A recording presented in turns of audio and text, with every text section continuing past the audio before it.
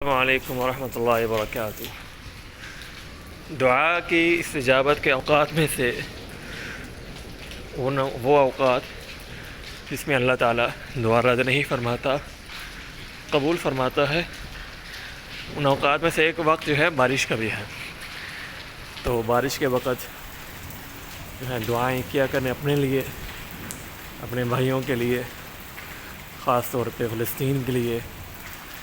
دعائیں کریں، اللہ تعالیٰ ان کی نصرت فرمائے، ان کو اس عذاب سے، اس ظلم سے نجات عطا فرمائے، یہودیوں پہ غلبہ نصیب فرمائے، اور جو ان کے شہید ہو گئے ہیں شہداء، ان کی شہادت کو قبول فرمائے، جو ان میں بیمار ہیں اور زخمی ہیں، اللہ تعالیٰ ان کو شفاء کاملہ عاجلہ عطا فرمائے، اور جو بھوکے ہیں اللہ تعالیٰ ان کو اپنی طرف سے رزق عطا فرمائے۔ تو یہ اوقات ہیں دعا کے قبول ہونے کے، تو انسان کو چاہیے کہ وہ اچھی طرح اللہ تعالیٰ سے مخلص ہو کے اللہ تعالیٰ کے سامنے گر گرا کے اپنے لیے، اپنے بھائیوں کے لیے دعائیں فرمائیں۔ السلام علیکم ورحمۃ اللہ وبرکاتہ۔